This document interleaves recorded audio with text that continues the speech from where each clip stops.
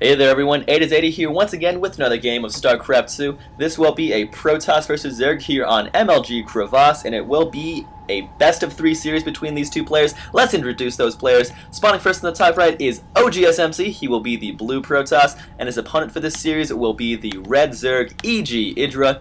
And one of the reasons I chose this game to cast is that a viewer told me he wanted to see some more games with IdrA, so I gladly complied. Of course, it's no skin off my bones because I personally love IdrA and also MC as well, so this is actually a dream matchup come true for yours truly as we watch these players duke it out. It is from the round of 16 at Dreamhack, and of course it is a best of 3 series as I said, so these players will be duking it out to see who can get to 2 wins first and move on to the round of 8, otherwise known as the quarterfinals. Also, these two players, of course, do have history together, as there may be a little bit of bad blood between the two. They met at MLG Columbus a couple of weeks ago, and they were actually in the same group at that tournament, with IdrA taking that group stage battle down 2-0 against MC, so he actually won 2 straight games against this Protoss player over here. And that was very good for him, as that meant when they met later on, which was actually very late into the championship brackets, as we see MC's probe just being a butthead and attacking this drone. At any rate, MC was actually down 2-0 already going into that best of 7 against IdrA in, I believe it was the quarterfinals, technically. I'm not really sure which round it was, but suffice it to say, it was very late into the tournament, and they were fighting for a spot that was very close to the championship round. And IdrA actually had a 2-0 game lead going into that best of 7 series rather, and MC was actually able to come out ahead. He won 4 straight games to take down that series 4-2, and I'm sure IdrA was none too happy about that, as we see a Nexus going up for MC, so he's going to opt for a pretty quick expansion here on Crevasse, as it is a very large map. Let's take a look at this map real fast, actually. Starting from MC's natural, there is this base where he decided to expand, and a little quirk about Crevasse is that this natural expansion is inside your main base. It's, of course, up this ramp, and the only way to get into your expansion is actually to go past part of your main base. But the downside of this expansion is that there are only 6 mineral fields, and there's only 1 geyser, although it is rich. And actually on this map, your second expansion can be taken as your first, and over here it actually has all 8 mineral patches along with both Vespene geysers, so it's really up to the player to decide which base he wants to take. In this game, we've seen MC opt for that safer natural inside his main base, although it does yield a little bit less resources in the end. Also, he's going to be going for a forge first and then getting his gateway just now underway. As we also see IdrA getting his hat-trick up, and he will be opting for the safe expansion as well, so both his players deciding that that is the route that they will go today. We'll see how it plays out for both these players as the game continues on.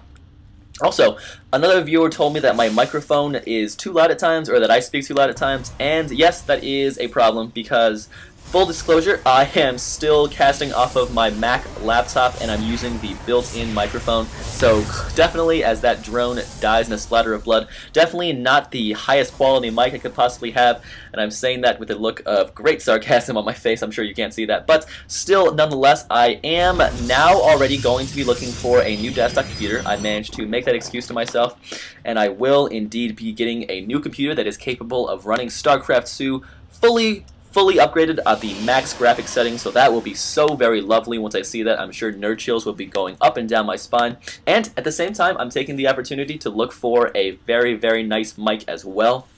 So I'm going to be getting all of those technological issues, as we see this hatchery just now popping, all of those issues rather fixed, and definitely make this casting as great as possible, as I want these videos to be entertaining, and anything that gets in the way of that must go, such as lower quality graphics and microphones. So I'm going to be fixing that in the near future, so possibly in the next few weeks is definitely the timetable for that. I hope to get that done and out of the way, as we see a Stargate going up for MC. So he is going, I'm going to go ahead and call this the Protoss Destiny Cloudfist gateway into Cybercore, into Stargate. I heard someone else call it one time, and I thought it was somewhat clever. It's a little bit funny. It got a chuckle out of me, so I'm going to be giving that a shout out here on this cast, as we see IdrA getting a 3rd hatchery up now, so he is going to be getting 1 base ahead of his Protoss opponent. He's also about to finish Metabolic Boost, which is, of course, that Zergling speed upgrade for his Zerglings on the ground.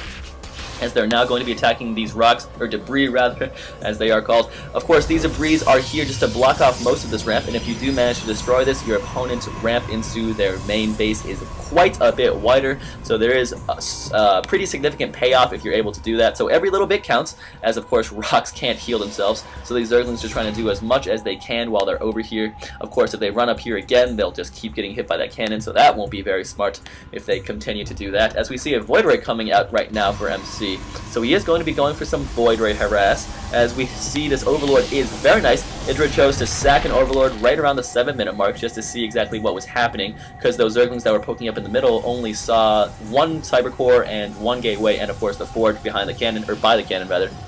And he wanted to get a better feel of what was happening in the space. He did see that this Stargate was churning out of units. Of course, it shows when a Stargate is producing a unit. When any building is producing a unit, you can actually see that if you are looking at it manually. So he does have some notification that either a Phoenix or a Void Ray is underway. It is indeed a Phoenix that is now coming towards IdrA's base. We'll see what kind of damage this Void Ray can do.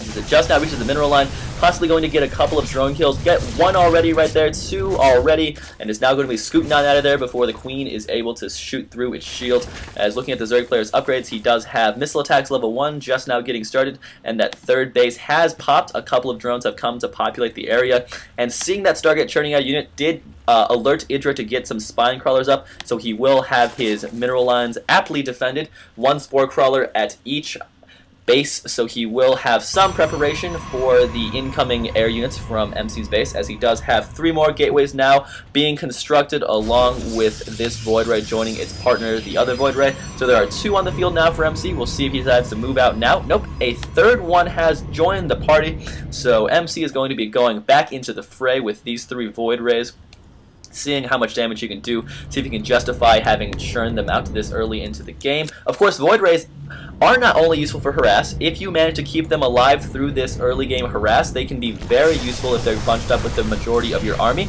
as kind of just flying overhead and doing damage from above.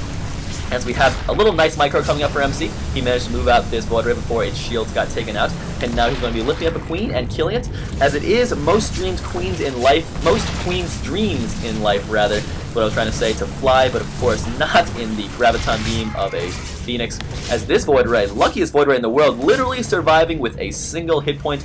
So he is so incredibly stressed right now, but he did manage to get out of there alive. So MC treating his Void Rays really well, microing every single unit and not losing a single one, as he might want to leave this Void Ray back for the next assault, otherwise it will have a very short life expectancy. As indeed, the strongest Void Ray did take the majority of that Queen spines, so good positioning by MC right there. Also, while there's a little lull in this play, as these Phoenixes are just kind of flying around, I have been told by a couple of people that I talk incredibly fast, and I'm sorry about that if it's too fast, but I mean, I've tried to slow down. It's just how I speak, it's how I've always spoken, and I've tried to slow down in the past, but I don't know why. It turns out that when I try to slow down, it actually trips me up trying to slow down speaking, so I can't do that. I'm sorry, but this is just the speed that I speak. I try to slow down for, you know, when nothing too crazy is happening, but I do, of course, apologize in advance for when I go on crazy, fast-speaking rants when there is a lot of actioning happening on the screen. I'll try to avoid that to the best of my ability, and that's really all I can do. As looking over at IdrA's base, he does have a pretty nice Hydra group right here. It is 12 Hydras just chilling right here, talking to that Overlord, having a nice day. This Overlord is very nicely placed, able to scout out this entire area while staying mostly safe above that canyon right there, as we have Phoenixes just flying all around trying to do something, as Phoenixes are, of course, not very cost effective if you're just letting them sit around. But they haven't found much to do right now, as there are Spore Crawlers and Queens all over the map that tell these Phoenixes to get out, as they might get this Overlord, maybe will kill it. Nope, it looks like it survives, as these Void Rays will scoot on out of there because the majority of the Zerg army was coming at them very aggressively and very angrily, it looks like. This Observer is nicely placed. It will scout out the fact that the Zerg player has moved out a little bit, and IdrA is having some thoughts of attacking. He's actually splitting his units up into Hydras and Roaches, going for a multi-pronged attack, as the Roaches are going to be destroying these rocks over here, while the Protoss player is balled up right here in the middle, so we'll see what happens in this engagement, as it does look like he sees that Overlord might take it out, but no, that will alert IdrA to be attacking now, and MC does find out about these roaches over here, so he knows it's a multi-pronged attack, and he knows that these units over here are going to be coming in. He will force field them to prevent them from joining in the fight, as these roaches over here will get trapped and killed. So MC making excellent use of force fields right now, as IdrA is trying to split his army up to have a multi-pronged attack right now. We'll